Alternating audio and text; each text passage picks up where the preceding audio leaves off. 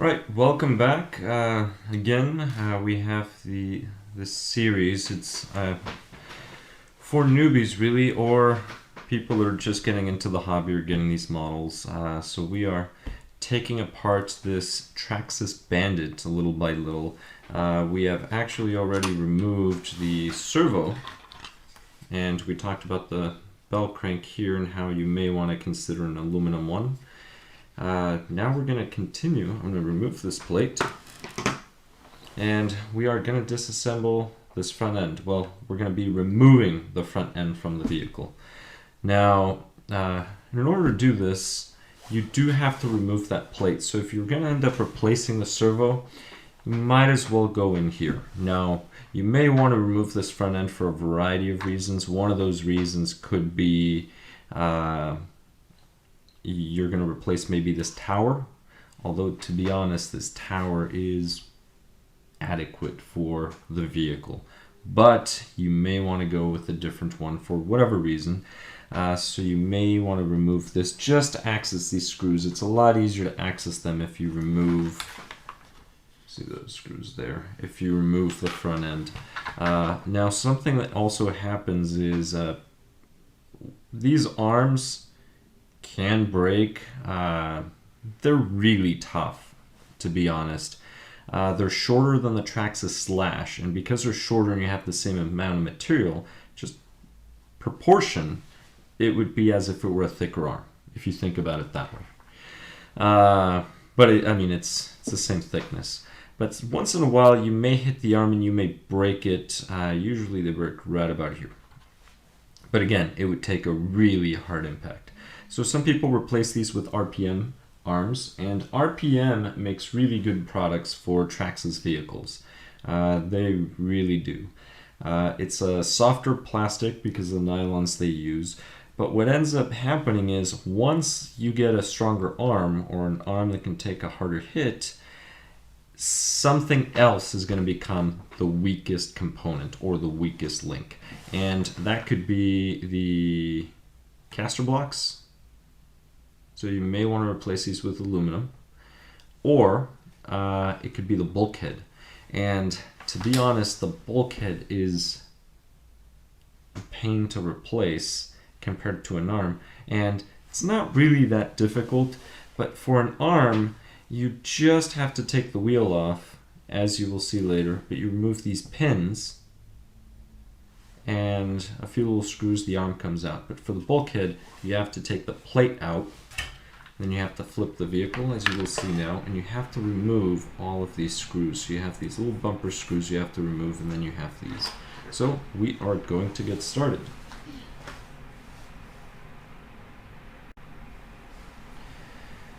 And we're going to grab our 2.5mm driver, and I will always emphasize, get a high quality set of tools, such as these MIP. There's other brands out there you can use. I mean, you want to use Snap-on, use Snap-on. That works too. Just don't get some cheap tools. I'm not going to mention names of companies.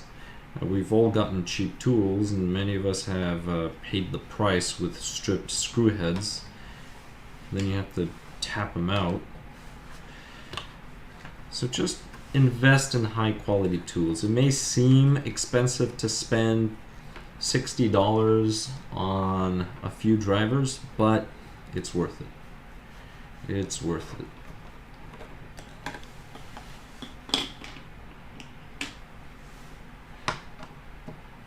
So I removed these two screws, so this is going to come out. To remove it, to be honest, I just needed to do this, but I'd like to remove this plate, and you will see why I removed it. And I'm going to mention another part shortly. So we have these three screws.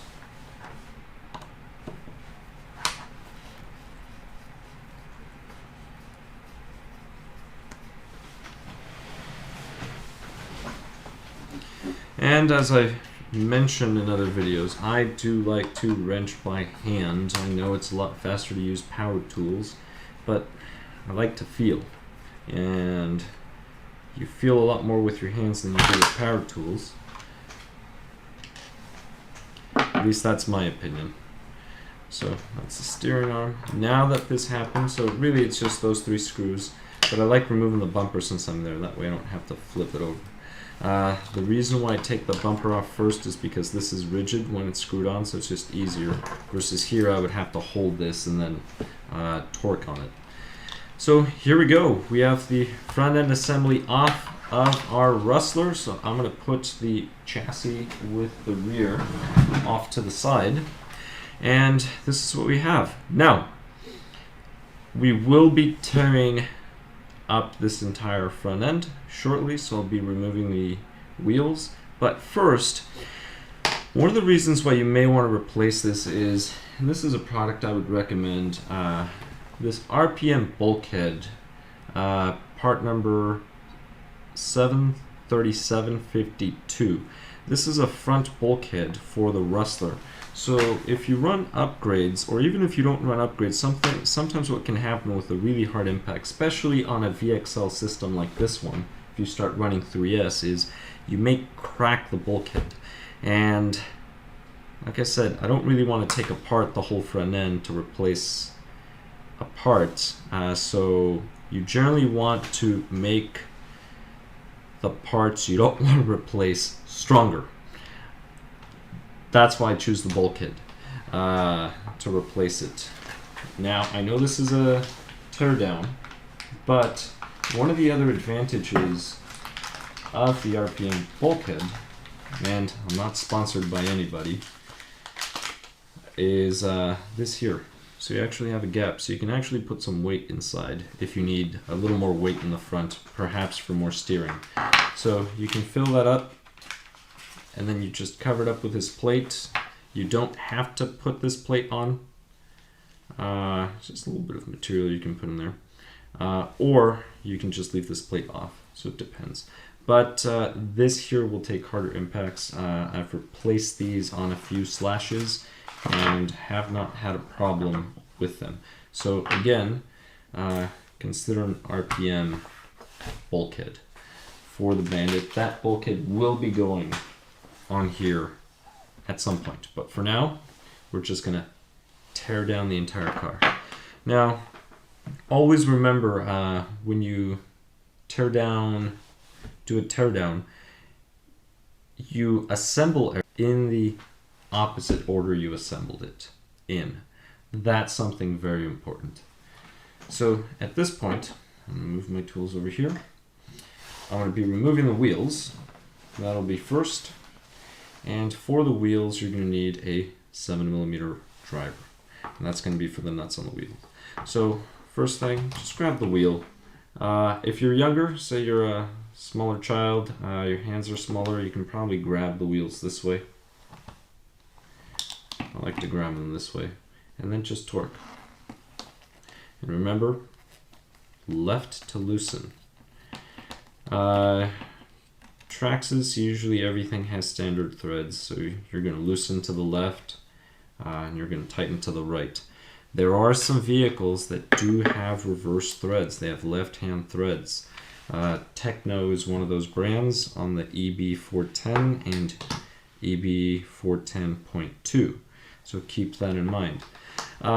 Something else when I was removing this that you may have noticed is I kept my hand underneath. Notice I caught this little pin.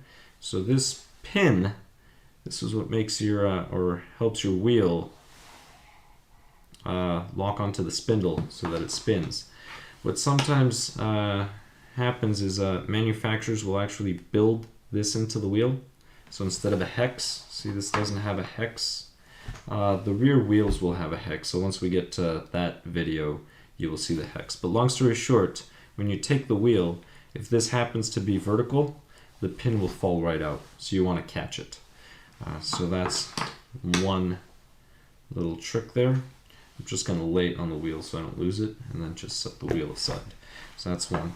You're also going to have this here, this little shim. It's like a washer. There's a little washer. Remove that, and that's going to go in there as well. And then the spindle is just going to slip out. And this is your spindle. I have not needed to replace these Some people do need to replace them after a while. Usually, to be honest, the bearings wears out. You're probably not going to have to replace this unless you've had one of these for a really long time and it's worn out. So that is the teardown on this side. Now I'm going to just do half because the other half is exactly the same. So once we have this, I actually prefer to remove this here. Now this is going to be a little recommendation. These here will actually back out. So my recommendation is the right side, remove them.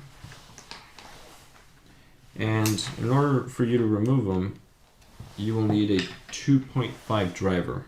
Here we go, 2.5, which is blue. Should just look at the color. And the reason why I say remove them is all these pins on the right side, Traxxas mounts them front to back on all of the vehicles, bandits, slashes. My recommendation is remove them, and when you install them back to front. So you're just going to install it backwards or in reverse. And the reason behind that is so that it does not back out. So all the pins on the right side, you will be installing the other way. So take the vehicle apart and then just install it this way. And it's going to screw on because of the arm. Now I will be removing this again, but just to give you an idea, you screw it back on and you're going to do this, and that is it. So now this one is going front to rear, this one is going rear to front. So all the pins on the right side of the vehicle go back to front. Now these here, you have these little E-clips. My recommendation, to be honest, is to just buy the set of these pins and do the same thing, mount to the back. This here, this fiber brace, these break. You're going to take a hit, that bumper can only absorb so much. You're going to end up breaking these. And to be honest, you don't really need them. I mean, you can consider getting the aluminum ones, which are great, they work great, but then you're going to bend them. So that's one part that I would not worry. If you're just bashing, I wouldn't worry about that part. Now, let's continue the disassembly.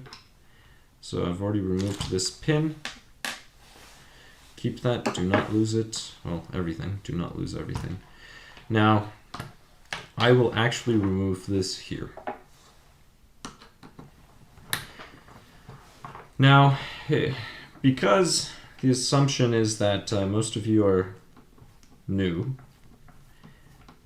that are watching this, one of the things that you may want to consider is when you remove screws, if you cannot remember, label them or anything. I mean, first, if you cannot remember where screws go, just label them. But the other thing too is just place them back in the hole where you took them out from, especially if you're just doing some maintenance. Let's just say you're replacing a turnbuckle. So these turnbuckles here, once in a while, you will again take a hard hit, especially on this one here, the one for camber. And the plastic, you will lose the threads there. So then what will happen is you will set it again to the correct length, but then this will just get pushed in or pulled out. So then your camber is going to be off. We will have a whole video on camber, so do not worry. But here we go. All right, now we're going to set this aside, and we're going to continue with this arm. So with the arm, remove the shock first, and these shocks, you may have to remove them for a variety of reasons. Reason number one, these caps. These are plastic caps. There's really nothing wrong with them if you're just on a flat surface, asphalt. But as soon as you start to jump, start getting air, and they land and they start hitting hard, especially if you have pack in there, and by pack, there will be a video on that later. what ends up happening is you build up a lot of pressure in here and the cap just pops off. And once the cap pops off, and this is a plastic body and a plastic cap, so plastic on plastic, never a good idea. Put the screw over here. You're just going to end up replacing them. So these, get the aluminum ones or get the GTR shocks.